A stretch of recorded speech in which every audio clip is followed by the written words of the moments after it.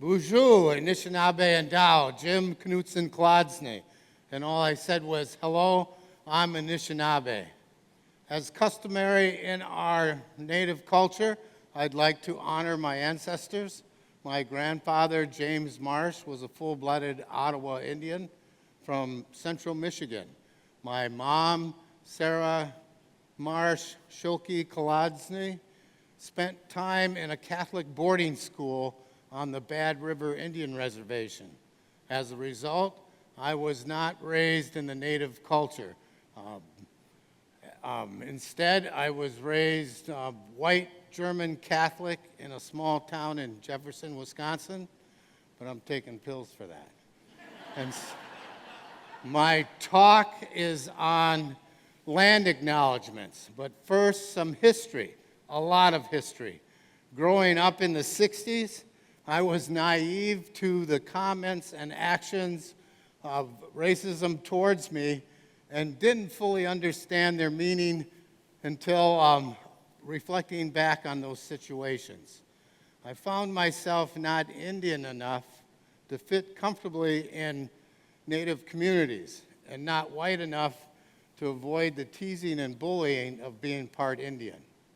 I've always enjoyed going to school, which led to a 44-year career in higher education and working with tribes in Wisconsin, Minnesota, and Montana. Now, I can't speak for the Anishinaabe Nation, the Dakota Nation, or even my grandfather's tribe. My words are my own opinions and lessons I have learned from tribal elders and educators and from years of working and serving in American Indian communities. Now, no one can possibly know all 636 tribes located in the United States, but if we consider the number of overall cultures in the United States at 800, 600 of those would be American Indian.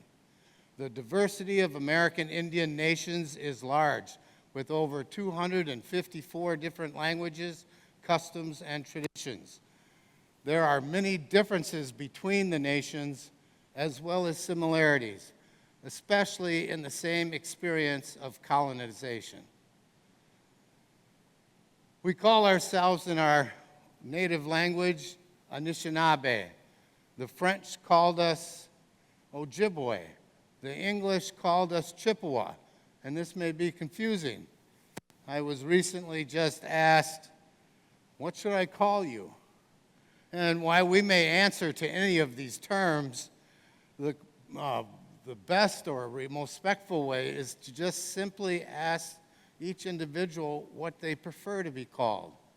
And this works for all cultures, races, orientations, nationalities. There is no one Indian way, just like there's no one Hispanic, Black, Asian, or white way of being. If we paraphrase Sherman Alexie, he said that there are 6 million American Indians in the United States. So that means there's 6 million ways of being American Indian. And so, excuse me. Six. In the 2020 U.S. Census reports there are 331 million people in the United States. Of that, 6 million are American Indians. In the state of Minnesota, there is 5.5 million people in Minnesota, with 1.2% Native, or about 60,000. On the St. Cloud City website, it reports 68,000 people is the population, with 0% identifying as American Indian. But our local school districts report working with over 60 American Indian families and students. And so just a gentle reminder, which has also become a nationwide movement, is we are still here. And so there are two Indigenous tribes located in Minnesota, the Dakota and the Anishinaabe. Minnesota-Makoche is the homeland of the Dakota, land where water reflects the skies or clouds. So, according to the oral history of the Dakota people, they originated in Minnesota-Makoche. Mini means water, soda means clear but not perfectly so, and Makoche means place, land, or country. To learn more about American Indians, you would need a basic understanding of what happened historically to Native people all across the United States, as well as what has happened in your backyard. So the Minnesota Territory was established in 1849 with 5,000 settlers advancing on 31,000 Indians. This westward expansion was driven by the concept, the doctrine of discovery, which drove most Native people from their homelands and forced them onto reservations. This decree from the Pope in 1493 gave permission to Europeans permission to conquer and to justify Christian European explorers' claims on waterways and lands they had allegedly discovered. So if we fast forward and look at the two Minnesota nations in Minnesota, we have two Indian nations in Minnesota, and to understand the current nations, you will need a knowledge of treaty history and understand the concept of sovereignty. Sovereignty is something we always had, recognized by the Founding Fathers, and it's a government-to-government relationship between the U.S. government and tribal nations. Now back to land acknowledgements. Some of you may have been at an event where a land acknowledgement has been shared.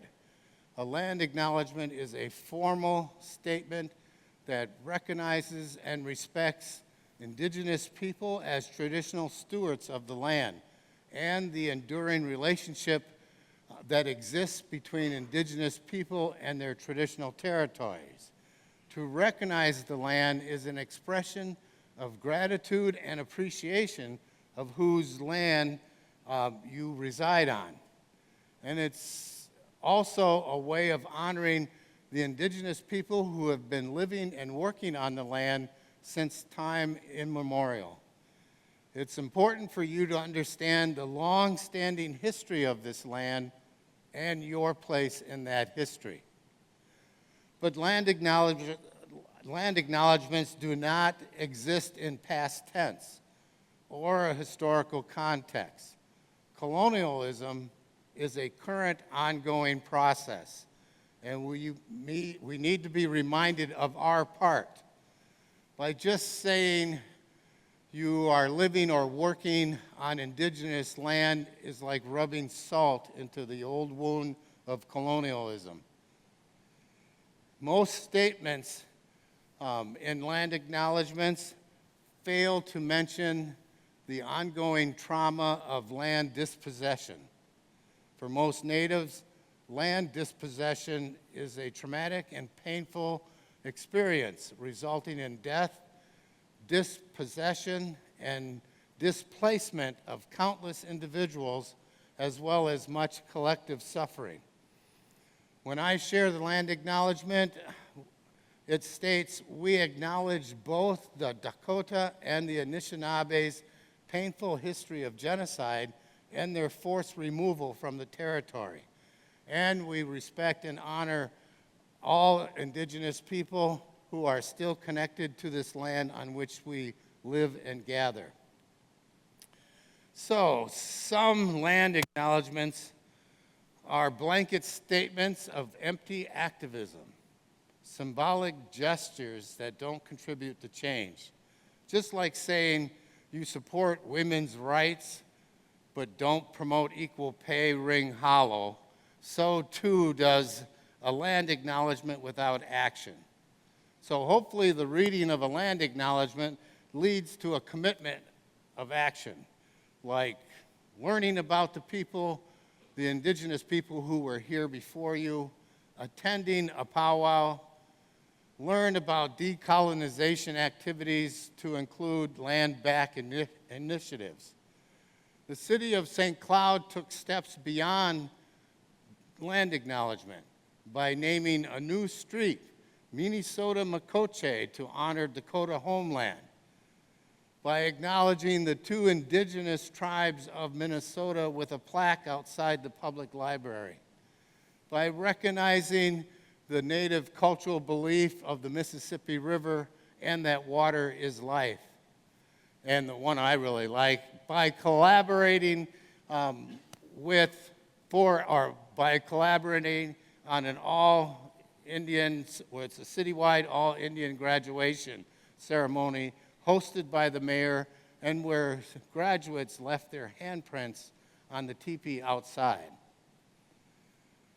So recently, I changed my land acknowledgement to land back acknowledgement to support the Indian organizations that are working towards land back initiatives.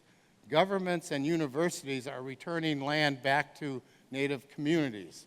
Recently, the U.S. government returned 11,000 acres back to the Leech Lake Band of Ojibwe.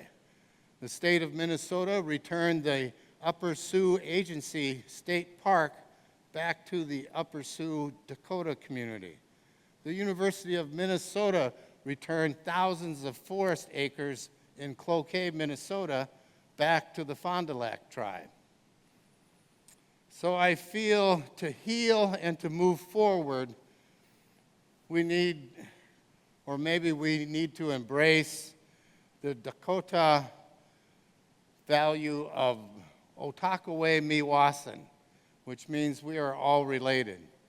We are all relatives connected to each other.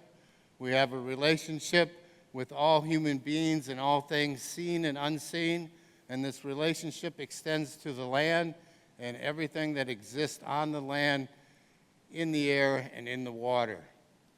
To be human is also a value reflected in both Anishinaabe and Dakota culture. And I feel it's very respectful to all if we remember and acknowledge our joint history and we work together to live as humans.